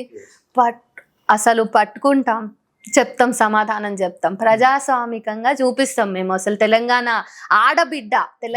ఆడబిడ్డ ఎట్లుంటుందో చూపిస్తాం మేము. సో వెనక్కి తగ్గము. ఇంకా కావాలంటే ఇంకో 100 మందిని తయారు చేసుకుంటా, నేను ఆడవాళ్ళని తయారు చేస్తా. వాళ్ళు నాకు సపోర్ట్గా ఉండాల్సిన అవసరం లేదు. వాళ్ళు వాళ్ళ ప్యాషన్తోన జర్నలిజం అనే కాదు, ఏ వృత్తిలో అయినా సరే రాణించండి. తప్పు జరిగిన చోట తప్పని చెప్పండి. మీ జీవితాల్లో మీరు ఆత్మగౌరవంతో నిలబడండి. తేడా వస్తే మనం మాట్లాడదాం, మనం చూసుకుందాం అన్ని ధైర్యాన్ని ఇస్తాను నేను. అయితే ఇది జర్నలిస్టుల సమస్య, యాక్టివిస్టుల సమస్య మాత్రమే కాదు, నేను ఈ సందర్భంగా చెప్పాలనుకుంటున్నా, ఇది విమెన్ అందరి సమస్య. ఇప్పుడు రాజకీయ నాయకులు కూడా రాజకీయాలు చేసేవేవో చేసుకోవచ్చు కదా, ఆడవాళ్ళ మీద ఎందుకు పడి మాట్లాడడం? అక్కడ కూడా ఆడవాళ్ళే టార్గెట్ అవుతారు. ఈరోజు నా మీదకి వచ్చింది, ఇంకొక ఆడదాని మీదకి వచ్చింది, ఇంకో జర్నలిస్ట్, ఇంకో యాక్టివిస్ట్, ఇంకో పొలిటీషియన్. రేపు నీ ఇంటికి రాదా? నీ ఇంట్లో ఒక అమ్మ ఉంటుంది, ఒక చెల్లి ఉంటుంది, భార్య ఉంటుంది, అందరు ఉంటారు, నీ ఇంటి మీదకి కూడా వస్తుంది. అండ్ ఇది ట్రోలింగ్తో నాగుతుందా? దాడులు కావా? వ్యక్తిగత దాడులు అవుతాయి, భౌతిక దాడులు అవుతాయి, చంపడం వరకు పోతుంది. ఈ ప్రజాస్వామిక దేశంలో శాంతియుతంగా మనం ఎట్లున్నట్టయితుంది? శాంతి ఎక్కడ ఉంటుంది? మొత్తం చంపడాలి, నరకడాలి. ఇప్పుడు ఆన్లైన్ ట్రోలింగ్ ఎంత నార్మల్ అయిపోయిందో, రేపటి నాడు ఇదే ఫిజికల్గా భౌతిక దాడులు కూడా అంతే నార్మల్ అవుతాయి. రాజకీయాల వరకే పరిమితమైనటువంటి ఈ భౌతిక దాడులు నెక్స్ట్ ఇంకా జర్నలిస్టుల దగ్గరికి, యాక్టివిస్టుల దగ్గరికి వస్తాయి. ఆ తర్వాత ఇంకా పోలీసుల ఇళ్ళ మీదకి వస్తుంది. నువ్వు నా కేసులో నేను తప్పు చేసినాను ఎట్లా నువ్వు, లేకపోతే నాకు యాంటీగా ఎట్లా నువ్వు ఎఫ్ఐఆర్లో నా పేరు ఎట్లా పెట్టినావు, ఇలాంటి కారణాలతో పోలీసులను టార్గెట్ చేయరా? అప్పుడు ఈజీగా ఎవరు దొరుకుతారు? ఇంట్లో ఉన్న ఆడవాళ్ళే దొరుకుతారు. ఈజీగా వాళ్ళని కిడ్నాప్ చేయొచ్చు, వాళ్ళని ఏం చేసినా కానీ చాలా ఈజీ అని అనుకుంటారు వాళ్ళు అట్లా అనుకుంటారు. కాబట్టి పొటెన్షియల్గా విమెన్ వీక్ అని అనుకుంటారు, కాబట్టి వాళ్ళు విమెన్ మీద పడతారు కదా. పవన్ కళ్యాణ్ కనీసం బాధ్యత తీసుకొని ఇప్పటికైనా కళ్ళు తెరిచి పవన్ కళ్యాణ్, లేకపోతే బీజేపీకి సంబంధించిన ఇక్కడ ఉన్నటువంటి నాయకులు, చంద్రబాబు నాయుడు, మీరందరూ ఇప్పుడు రియలైజ్ అయ్యి రేపటి నాడు మీ ఇంట్లో ఉన్నటువంటి ఒక వ్యక్తి నాకు సపోర్ట్ చేస్తూ స్టాండ్ విత్ విప్లవశ్రీ అని నా ఫొటోస్ పెట్టి పవన్ కళ్యాణ్ది ఆయన భార్యది పెడతారు. నేను తీయిస్తా ఫోన్ చేసి, బ్రో డెలీట్ చేయి, వాళ్ళ భార్య అక్కడికి ఎందుకు వచ్చింది, ఆ ఫోటో పెట్టాల్సిన అవసరం లేదు. సరే పవన్ కళ్యాణ్ వైఫ్ ఎవరు అనేది ఊరందరికి తెలిసిన, దేశం ప్రపంచం అంతా తెలిసిన, అక్కడ ఆమె కూడా ఒక మహిళనే, మళ్ళీ ఆమెను ఎందుకు బలి చేస్తున్నావు? మన కొట్లాటలో తీసేపిచ్చిన అందరికి ఫోన్ చేసి తీసేపియాలా? లేకపోతే అసలు ఆమెకి అసలు అక్కడ ఉండాల్సిన అవసరం ఏముంది? షీ డిజర్వ్స్ డిగ్నిటీ, రెస్పెక్ట్ కదా.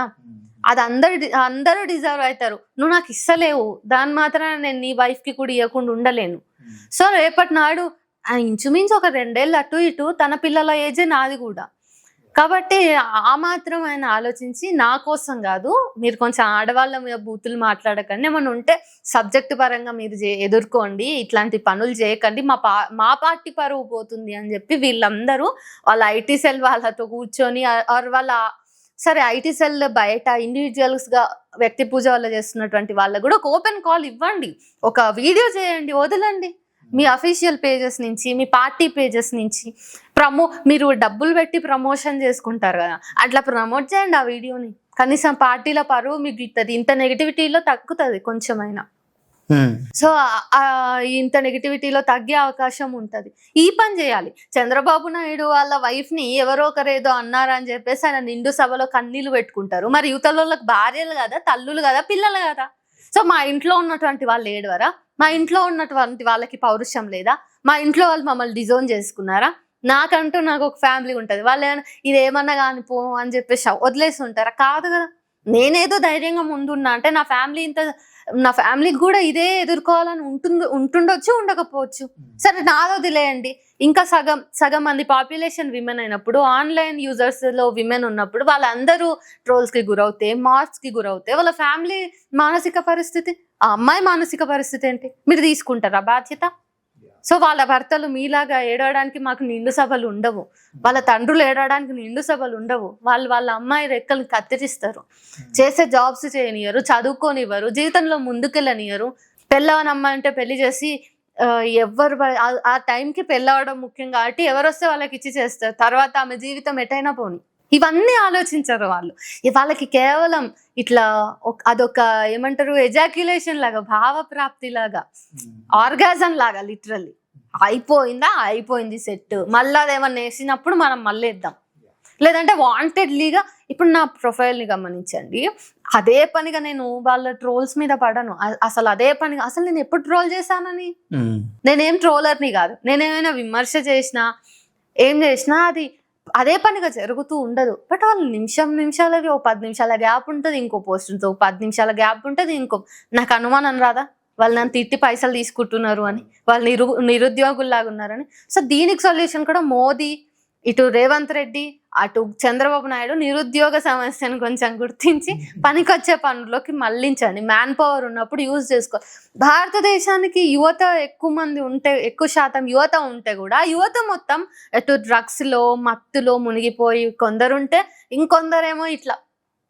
అయితే ఈ యువత ఉండి దేశానికి ఏం లాభం? అక్కడ మ్యాన్ పవర్ లేక, యంగ్స్టర్స్ లేక ఇతర దేశాలు ఎన్ని పాటలు పడుతున్నాయి. దేశం మీద ఒక విజనరీ లేదు, తర్వాత రేపటి భవిష్యత్ ఏంటనే కన్సర్న్ లేదు. వీళ్ళ అధికారం అయిపోయే లోపు, వీళ్ళు కుర్చీ దిగే లోపు ఎన్ని మూటల్ని జమ చేసుకుంటున్నాము, ఎన్ని తరాలకు మనం ఆస్తి పోగేసాము అనే విషయంలో, ఆ కార్పొరేట్ల కాళ్ళు బూట్లు దూర్చే విషయంలో తప్ప పాలన మీద, దేశ గౌరవం మీద, ఆడవాళ్ళ గౌరవం మీద, దేశంలో తీసుకురావాల్సిన చట్టపరమైన, విధానపరమైనటువంటి సంస్కరణల మీద ఏముండదు. దేశ సమస్యల మీద ఉండదు, రైతుల బాధల మీద ఉండదు, వీళ్ళకి పరీక్షలు రాస్తున్న పిల్లల మీద ఉండదు వీళ్ళ కన్సర్న్. నీట్ పరీక్ష మళ్ళీ కండక్ట్ చేసిర్రు, ఏమైంది? మళ్ళీ అట్టర్ ఫ్లాప్ అయింది, చచ్చిపోతూనే ఉన్నారు పిల్లలు. బంగారు భవిష్యత్తు ఉంది, వాళ్ళ కళలు ఉన్నాయి, ఆ పిల్లల్ని కాపాడటం లేదు. ఈ రోజు వరకు అసలు ధర్మేంద్ర ప్రధాన్ రిజైన్ చేయలేదు. సో ఇన్ని పెంటలు ఉన్న తర్వాత కూడా మళ్ళీ వీళ్ళు విదేశాలకు తిరుగుతారు. పోనీ అక్కడ ఉండి దేశానికి ఏమైనా ఒరిగిందా అంటే, దేశ సార్వభౌమత్వం పోయి ఒక పెద్ద రాక్షసుడు వాడి కాళ్ళ దగ్గర పెడితే నాలాంటి యువత చూస్తూ కూర్చోడానికి మేమేమైనా అన్నం తింటలేమా? మేమేమైనా ఈ భరతమాత బిడ్డలం కాదా? మేము ఈ దేశంలో పుట్టలేదా? సో దేశద్రోహులు ఎవరు చెప్పండి? ఇప్పుడు మమ్మల్ని అంటారు అర్బన్ నక్సల్స్ దేశద్రోహులని. ఇంకా రాజద్రోహం కేసు ఎవరి మీద పెట్టాలి చెప్పండి? ఈ సమస్యనే answer. Yes. So Srinidhi Viplavasri is fine. Okay, Viplavasri భవిష్యత్తులో జర్నలిజంలోనే ఉంటూ ఒక మీడియా కంపెనీలో ఉంటుందా? లేదు అని అంటే ఏదైనా పొలిటికల్ స్టాండ్ తీసుకొని పాలిటిక్స్లోకి ఎంటర్ అవుతుంది అనుకోవచ్చా? లేదు, ఇప్పటి వరకు అయితే పాలిటిక్స్లోకి ఎంటర్ అయ్యేలాగా నేను భవిష్యత్తులోంచి కూడా ఊహించుకోలేదు. ఒకవేళ నేను ఎప్పుడైనా పాలిటిక్స్లోకి వస్తే అది ప్రజలు తిరస్కరించే విధంగా మాత్రం ఉండదు. అయితే నేను రాను. కేవలం నేను రేపటి నాడు ఒకవేళ ఏదో జరిగి పాలిటిక్స్కి వస్తే మీరు నన్ను మళ్ళీ ఇది బయట ప్లే చేసి నన్ను అనొద్దని చెప్తున్నా. నాకు వచ్చే ఉద్దేశం లేదు.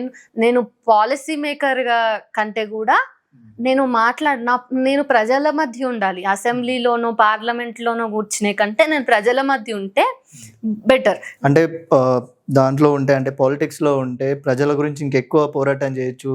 ఎక్కువ అవసరం ఉంటే ఖచ్చితంగా వెళ్తాను. నేను ఒక్కదాన్ని వెళ్ళను. అవసరం ఉంటే ప్రజల గురించి ఆలోచించే వాళ్ళందరినీ కలుపుకొని పోతాను నేను. సో నేను ఇండివిజువల్ గా నా కోసం నేను సెట్ అవ్వాలి ఇలాంటి లక్ష్యాలతో అయితే నేను రాజకీయాల్లోకి రాను. అసలు రాకుండా ఉండడం కాదు, చచ్చిపోతే బెటర్. అంతకంటే నేను చచ్చుడు మేలు అప్పుడు నేను. సో పాలిటిక్స్ లోకి మాక్సిమం వెళ్ళను. ఒకవేళ వెళ్తే మాత్రం అక్కడికి వెళ్ళిన తర్వాత నా రాజకీయ జీవితం ఎందుకు వచ్చింది అనేది ప్రజలకు అర్థమయ్యేటట్టుగా పోతాం, ప్రజల కోసమే అయినా పోతాం. ఒకవేళ ప్రజల మధ్య కంటే పాలసీ మేకర్ లాగా ఉంటే ఎక్కువ చేస్తా అనే కాన్ఫిడెన్స్ వస్తే ఆలోచిస్తా, పోతా అంటలేను, ఆలోచిస్తా. అది సో రీసెంట్గా వచ్చినటువంటి కాక్రోచ్ జనతా పార్టీ మీద మీ అభిప్రాయం ఏంటి? దానికి ఒక ప్రాపర్ పొలిటికల్ స్టాండర్డ్స్ లేవు. ఆ తర్వాత అంటే దానికి ఒక ఐడియాలజీ లేదు. కేవలం ఇప్పుడు వస్తున్నటువంటి కరెంట్ ఇష్యూస్ మీద, కాంటెంపరీ ఇష్యూస్ మీద అవి కొన్ని పెట్టింది కాబట్టి అది ఇంకా ఒక పొలిటికల్ మూమెంట్ గానే ఆగింది, పార్టీగా ఎదగలేదు. ఇది ఒక ప్రెషర్ మూమెంట్ లాగా ఉన్నది కాబట్టి దీనికి వాళ్ళు ఎత్తుకుంటున్నటువంటి ఏవైతే నినాదాలు కానీ వాళ్ళు చేస్తున్నటువంటి ప్రొటెస్టుల్లో నిజాయితీ ఉందో అక్కడ వరకు సపోర్ట్ చేస్తూ పోవడమే.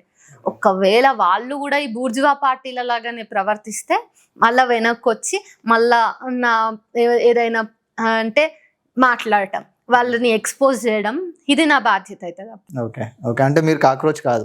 I'm not a cockroach. Even if I'm a cockroach, అది జస్ట్ ఫర్ నీట్ ఆస్పిరెంట్స్ కోసం, మరి ఈ ఇష్యూ బేస్డ్గా జరుగుతున్న మూమెంట్ మీద అక్కడ ఉన్న నేను కాక్రోచా, నేను కాక్రోచ్. ఆర్ఎల్స్ వాళ్ళు కరెక్ట్ క్వశ్చన్స్ చేస్తున్నారా, వాళ్ళు అడుగుతున్న వాటిలో న్యాయం ఉందా, ఓకే అది నేను కూడా అడుగుతుంటే ఐఎమ్ ఏ కాక్రోచ్. ఒక నార్మల్ పర్సన్గా చెప్తున్నారా లేదంటే ఒక జర్నలిస్ట్కి తో చూసి చెప్తున్నారా ఇవన్నీ, అంటే కాక్రోచ్ జనతా పార్టీ మీద? ఆ కాక్రోచ్ జనతా పార్టీ మీద చెప్పడానికి నేను జర్నలిస్ట్గానే కావాలా, నార్మల్ పర్సన్గా కావాలంటే ఏమో, నేను జర్నలిస్ట్ కాదు అని అంత వేరు చేసేంత నేను ఎప్పుడు ఆలోచించలేను. సో నేను ఎప్పుడు అండ్ జర్నలిస్ట్గా కంటే కూడా నాకు ప్రజల విషయంలోనే నేను యాక్టివ్గా ఉంటా కాబట్టి నేను ఈ పర్స్పెక్టివ్లో ప్రజలకి ఏం జరుగుతుంది, వాళ్ళ కోసం నేను ఒక వీడియో చేస్తే దానివల్ల ప్రజలకి ఏం అవుట్కమ్ ఇవ్వగలుగుతాను నేను అనే దాని మీదనే ఆలోచిస్తా. అందులో భాగంగానే నేను వెళ్ళి కూడా నేను CJP పార్టీ అదే ప్రొటెస్ట్కి వెళ్ళినప్పుడు కూడా యంగ్స్టర్తో మాట్లాడినా. నేను మెయిన్ మీటింగ్లో ఏం జరుగుతుంది అనేది చూడలేదు, ఎందుకంటే అక్కడ జెన్జీ వాళ్ళతో పాటు పెద్దవాళ్ళు కూడా ఉన్నారు. వాళ్ళ ప్రసంగాలు నేను తర్వాత వినొచ్చు, బట్ ఇక్కడికి వచ్చిన స్టూడెంట్స్ ఏం మాట్లాడుతున్నారు అనేది తెలుసుకోవడం నాకు అవసరం.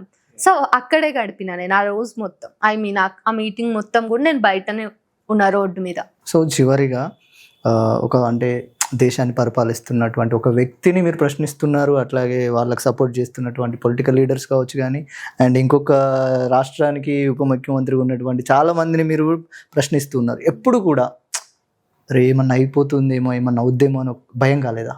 భయం కాలేదు, ఎందుకంటే ఇప్పుడు ఇదే నా బాధ్యత అయినప్పుడు, నేను ఈ పని చేస్తున్నప్పుడు నాకేమన్నా అయితే నేను దాన్ని ఎందుకు వెనక్కి తీసుకోవాలని. ఇప్పుడు సోల్జర్ ఉన్నారు, వాళ్ళకి దేశాన్ని కాపాడటమే నా బాధ్యత అనుకుంటారు. వాళ్ళు అందులోకి వెళ్ళే ముందు కానీ వెళ్ళిన తర్వాత కానీ నాకు ఏమన్నా అవుతుందేమో అని వాళ్ళు ఏమన్నా భయపడరు కదా. సో నేను కూడా అట్లా నాకు ఏమన్నా అవుతుందా అవ్వదా అనేది అవతల ఉన్నటువంటి రాజకీయ నాయకుల విఘ్నత మీద ఉంటుంది, నాకు సంబంధించిన నా మీద డిపెండ్ అవ్వదు కదా అది.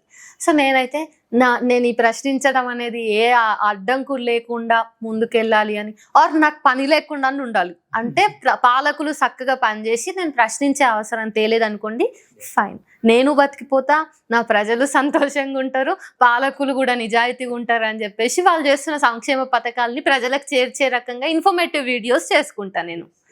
సో ఈ మధ్య సోషల్ మీడియా వల్ల ప్రభుత్వాలే మారిపోతున్నాయి, చాలా మంది ఫేమ్ అవుతూ ఉన్నారు, చాలా మంది త్వరగా ఫేమస్ అవ్వాలని, లేకపోతే పొలిటికల్గా ఎదగాలని, సినిమాలు కావచ్చు, ప్రతి దాంట్లో సోషల్ మీడియాను వాడుకుంటున్నారు. సో మీరు అట్లా సోషల్ మీడియాను వాడుకొని ఫేమ్ అవ్వాలని అనుకుంటున్నారా? ఏదైనా రీజన్స్ ఉన్నాయా? నేను కొత్తగా ఫేమ్ అవ్వాల్సిన అవసరం ఏముంది, నేను ఫేమ్ అయ్యి ఏం చేస్తా, అది గ్రౌండ్ అయినప్పుడు, నేను ఎప్పుడు గ్రౌండ్లో ఉండాల్సినప్పుడు మీడియాలో ఉంటే ఏముంటుంది. ఒకవేళ నేను ఎందుకు మరి ఎక్కువ కనిపిస్తున్నా అంటే, నాకు ఇది ఒక అవకాశం. సోషల్ మీడియా లేదంటే డిజిటల్ మీడియా అనేది నాకు ఒక ప్లాట్ఫామ్ టు రీచ్ అవుట్, దూరం ఉన్న పర్సన్స్, పీపుల్, కామన్ మెన్ని రీచ్ అవ్వడానికి ఇది ఒక ప్లాట్ఫామ్. అయితే ముఖ్యంగా ఈ విషయంలో నేను ఎందుకు అందరి దగ్గర ఎవరు అడిగితే వాళ్ళకి ఇంటర్వ్యూస్ ఇస్తున్నాను అంటే, అది ఒకటి వాళ్ళని రెస్పెక్ట్ చేయడం అయితే, మెయిన్ రీజన్ వచ్చేసి ఈ ట్రోలింగ్ అనే టాపిక్ని ఎంత గట్టిగా జనాల్లోనే ఎంత కంటిన్యూ చేస్తే పోలీస్ మీద అంత ప్రెషర్ పెరుగుతుంది. ప్రెషర్ పెరగకపోతే ఈ సైబర్ క్రైమ్ ఇష్యూ కాబట్టి, ఇది అన్నౌన్ పర్సన్స్ నుంచి జరుగుతున్న ట్రోల్ కాబట్టి వాళ్ళు దీన్ని కన్సిడర్ చేయరు, వాళ్ళు దీన్ని పట్టించుకోరు. ఒక పవన్ కళ్యాణ్ మీద ఎవరో ఒక స్టాండప్ కమెడియన్ జోక్ వేస్తే వేరే రాష్ట్రంకి పోయి కూడా ఎత్తుకొని వస్తారు, కానీ నాలాంటి వాళ్ళ మీద, సాధారణ జర్నలిస్టుల మీద ట్రోల్స్ జరిగితే వాళ్ళు ఏం పట్టించుకోరు. ఇంకా వాళ్ళు అంటారు దాదాపు ఒక 50-100 కోట్ల వ్యవహారం అయితే చెప్పండి, మేము పంపిస్తాము టీంని. సో మీదేం వ్యవహారం ఉంది, మేము వాళ్ళు ఎక్కడో ఉంటే మేము ఎందుకు పంపించాలన్నట్టుగా వ్యవహరిస్తారు వాళ్ళు. అంటే పోలీసులు అన్నారా ఇవి? వాళ్ళ కామన్ వాళ్ళ మాట్లాడే విధానమే ఇట్లుంటది. నేను కాదు, నా సీనియర్స్ ఎంతమంది పోలేదు, ఎన్ని స్థాయిలు దాదాపు అన్ని హైరార్కీలో ఉన్నటువంటి పోలీసులను కలిసినప్పటికీ కూడా ప్రయోజనం ఎక్కువగా లేదు. సో వీళ్ళ ఉద్దేశం ఇట్లా ఉంటుంది. అదే ప్రజలు ఎప్పుడు మాట్లాడుతూ ఉంటే పోలీస్కి ఇటు ట్రోలర్స్కి కూడా సీరియస్నెస్ వస్తుంది. ఆల్రెడీ దీని మీద రిపీటెడ్గా మీటింగ్స్ జరగాలి ఎక్కడికక్కడ. తెలంగాణలో చూసుకుంటే హైదరాబాద్లోనే కాక లోకల్గా కూడా మీటింగ్స్ జరగాలి. అక్కడ ఉన్నటువంటి మహిళల్ని నిలబెట్టి మాట్లాడించాలి ఎవరైతే ట్రోల్స్కి గురవుతుంటారో. ఇట్లా మాస్ మూమెంట్ క్రియేట్ అయితేనే భయం అవుతుంది, లేకపోతే ఇది కూడా నార్మలైజ్ అయితే వీటిని ఎట్లా ఆపుతాం? సరే నేను కేసు పెట్టినా, సో దాని మీద గట్టిగా పోలీసులు పనిచేయాలన్నా కూడా నేను యువతల నుంచి నేను చేయాల్సినవి నేను చేయాలి. ఆల్రెడీ చాలామంది మాట్లాడుతున్నారు నా కోసం. అవన్నీ ఉన్నందుకు ఇంతనైనా వాళ్ళు కొంచెమైనా యాక్టివ్గా ఉన్నారు, కొంచెమైనా వాళ్ళు అంటే అట్లీస్ట్ వాళ్ళు రెస్పాండ్ అవుతున్నారు. లేకపోతే అది కూడా ఉండకపోతే ఎట్లా? అండ్ ఇది నిరంతరం, నా ఇష్యూ సార్ట్ అవుట్ అయినా అవ్వకపోయినా ఇది నిరంతరం సమాజంలో ఒక డైలాగ్ రూపంలో ఉండాలి. అది ఏ రకంగా అయినా ఉండని. నేను కాదు, నా ఇంటర్వ్యూయే వద్దు, ఎప్పుడో ఒకసారి మీరు ఎవరి మీదైనా ట్రోల్ జరిగినప్పుడు మీరే మాట్లాడండి, సరిపోతుంది. అది నిరంతరం మీడియాలో కానీ సమాజంలో కానీ న్యూస్ పేపర్లో కానీ కనిపిస్తే అప్పుడు అవతల ఉన్నటువంటి అధికారంలో ఉన్నటువంటి వాళ్ళకి సీరియస్నెస్ వస్తుంది. మనం పవన్ కళ్యాణ్ అవ్వకపోయినా కనీసం వెయిటేజ్ని తీసుకురావాలి. ఎందుకంటే పవన్ కళ్యాణ్ వాళ్ళందరూ ఉన్నదే మనందరిని కాపాడనీకే, మన కోసం ఉన్నారు వాళ్ళు, మనం జీతం ఇస్తున్నాం వాళ్ళకి. ఎగ్జాక్ట్లీ. సో అట్లాగే అంటే నార్మల్గా మీ ఇష్యూ నడుస్తున్నప్పుడు నేను కొన్ని చూశాను సోషల్ మీడియాలో, పోలీసులు ప్రాపర్గా స్పందించడం లేదు అని.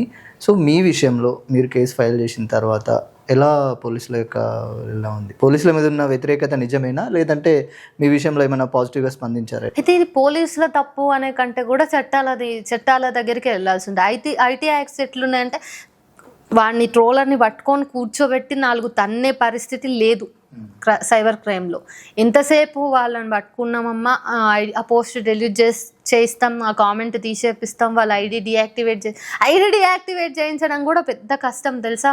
అసలు చేయించరు. అది కూడా తులసి చందు యొక్క వివాదంలో ఎవరైతే ట్రోలర్స్ ఉన్నారో, ఎప్పటి నుంచో ఉన్న ట్రోలర్స్ ఈరోజు ఇంకా నన్ను ట్రోల్ చేస్తున్నారు. ఇప్పుడు మనం మాట్లాడుకుంటున్నప్పుడు వాడి అకౌంట్లో ఎన్ని పోస్టులు పడ్డాయో అంటే నా గురించి, అంటే చర్యలు ఎక్కడ కనిపిస్తున్నాయి? తీసుకున్నామని అంటున్నారు, ఒకరిద్దరిని పట్టుకున్నట్టున్నారు, అంతే. అది సరిపోదు, ఇంకా ఎక్కువ పని జరగాలి. సో వీళ్ళందరికీ ఏమైంది అంటే, పట్టుకుంటే ట్రోలర్స్ది ఏంది ముఖ్య ధైర్యం ఏంటంటే వాళ్ళ ఐడెంటిటీ అనేది ఎట్లనే ఎక్స్పోజ్ కాదు అనేది ఒక ధైర్యం. ఇంకో ధైర్యం ఏంది, ఒకవేళ పట్టుకున్నా కూడా అసలు అది జుజూబీ కేసు, దాంట్లో శిక్షలు ఉండవు, జైలుకి వెళ్ళము. పట్టుకపోతారు, 2-3 నిమిషాలు ఒక కౌన్సిలింగ్ ఉంటుంది, కొంచెం చిన్న కౌన్సిలింగ్ ఉంటుంది, లేకంటే ఫుడ్ తెప్పిస్తారు, తింటాము, స్టేషన్ బయలు పంపిస్తారు. సో ఇదేం పెద్ద లీగల్ బ్యాటిల్ కూడా ఉండదు ఇందులో. So very easy take it ఈజీగా పోలీసులకి ఉంటుంది, అటు ట్రోలర్స్కి ఉంటుంది. ఇది మాకు సమస్య అవుతుంది. మేము దీన్ని ఎట్లా లీగల్గా ఎదుర్కోవాలి అనేది మాకు సమస్య అవుతుంది. అందుకని ఈ మీటింగ్స్, ఈ ఇంటర్వ్యూస్, ఈ మీడియాలో కనిపించడం అనేది అవసరం పడుతుంది. ఎస్. సో చట్టాలను కఠినంగా చేయాల్సిన అవసరం ఏమన్నా ఉందంటే సైబర్ క్రైమ్ రిలేటెడ్గా ఉంది. ఈ విషయంలో ఖచ్చితంగా ఉంది. ఇప్పుడు నేను ఫోటోమార్ఫ్ విషయంని నేను కేసు పెడదామని పోతే అన్నారు ఏసీపీ, అమ్మ దానికి మార్ఫ్డ్ ఫోటోకి ఏం కాదమ్మా, నువ్వు అందులో డీటెయిల్స్ ఇంకా పెట్టు అని అన్నారు. సో నేను అప్పుడు మళ్ళీ కామెంట్లలో వాళ్ళు లకారాన్ని యూజ్ చేయటం అవన్నీ రాసిన అన్నట్టు. అంటే దాని అర్థం ఏంటంటే, ఒక అమ్మాయి ఫోటో నా ఫోటో మార్ఫ్ చేయబడ్డది అని వెళ్తే సెక్షన్లు లేవా, సీరియస్ సెక్షన్లు లేవా? అండ్ ఇప్పుడు నాకైతే బోల్డ్ అంత ట్రోలింగ్ హిస్టరీ ఉంది, వాళ్ళు నన్ను ట్రోల్ చేసినటువంటి history, being as a victim ఉంది నాకు చాలా హిస్టరీ. కాబట్టి నాతో చాలా ఎవిడెన్స్లు ఉన్నాయి, యూఆర్ఎల్ లింక్స్ ఉన్నాయి, సరిపోయింది. ఒక కామన్ విమెన్ లేదా ఒక యాక్ట్రెస్, ఒక పొలిటీషియన్ వైఫ్, ఆయన అధికారంలో లేకపోవడం, ఆయనకి ఎలాంటి బ్యాక్గ్రౌండ్ లేకపోవడం, ఆయన నిజాయితీ పరుడైన పొలిటీషియన్ అయినా వాళ్ళ వైఫ్ది కానీ ఎవరిదైనా మార్ఫ్ అయితే ఇట్లానే డీల్ చేస్తారా? లేదు. అది పక్కన పెట్టినా, సో నార్మల్ ఒక కామన్ విమెన్ వచ్చి నా ఫోటో మార్ఫ్ అయింది అంటే ఏ చట్టాలు ఉండవమ్మా, లైట్ తీసుకో అంటే ఆ అమ్మాయి మానసిక పరిస్థితి, ఆ అమ్మాయి బతికే ఉంటుందా, తర్వాత సూసైడ్ చేసుకోదా? సో వాళ్ళు ఇంత ప్రొవోకేటివ్ ఇష్యూని కూడా అంత చట్టాలు అంత లైటర్గా చూస్తున్నప్పుడు, చట్టాలు పోలీసుల గురించి కాదు, ఖచ్చితంగా మనం చట్టాలని గట్టిగా చేయాలి అనేది నా ఒపీనియన్. అయితే నేను చివరికి ఒక మాట చెప్తా, లైక్ ఎవరైనా నెగిటివ్ కామెంట్స్ పెట్టినప్పుడు ఎవరైనా అమ్మాయిల్ని సబ్జెక్ట్ మీద కాకుండా లకారాలు లేకంటే ఏదైతే అన్పార్లమెంటరీ వర్డ్ ఆ అమ్మాయి డిగ్నిటీకి సంబంధించి లేదా ఆమె మెంటల్ హెల్త్కి సంబంధించి ట్రిగర్ అయ్యేలాగా ప్రొవోకేటివ్గా ఉంటే మీరందరూ వచ్చి కౌంటర్ చేయండి, ఆ అమ్మాయికి భరోసానివ్వండి. సో మీరు ఇయ్యలేని పరిస్థితుల్లో ఉంటే నాకైనా చెప్పండి, నేనైనా అమ్మాయితో మాట్లాడతా. ఇప్పుడు నా కామెంట్ సెక్షన్ చూసి ఆడపిల్లలు అరే అక్క ఇట్లా ఫేస్ చేస్తుంది, నేను ఈ ప్రొఫెషన్లోకి రాకూడదు అని అనుకోకూడదు. అట్లా అనుకోకుండా ప్రతి ఆడపిల్లకి నేను ధైర్యాన్ని అవ్వాలనుకుంటున్నా. మీరు ధైర్యం అవ్వండి, మీరు అవ్వని పక్షంలో నాకు చెప్పండి, మీతో పాటు నేను అవుతా, బట్ మీరు అవ్వలేకపోతే నేనైనా అవుతా కనీసం అనేది. నాకు సపోర్ట్ చేసిన అందరికి చాలా థ్యాంక్స్. అందరూ మహిళలకి సపోర్ట్గా మీరు ఉంటారు ఇట్లనే నాతో సహా అని నేను కోరుకుంటున్నాను. ఎస్, ఖచ్చితంగా ఉంటాం. అంటే సో ఇది శ్రీనిధి విప్లవశ్రీ యొక్క అంతర్గతం అండ్ తను ఏ విధంగా ఫేస్ చేసింది. అటువంటి ట్రోల్స్ వచ్చినా కూడా వాటిని భవిష్యత్తులో నేను ఎదుర్కొంటాను, ప్రజల కోసం ప్రజల పక్షమే ఉంటాను అని చెప్పి చెప్తూ ఉన్నారు. థ్యాంక్ యూ అండి. Thank you so much.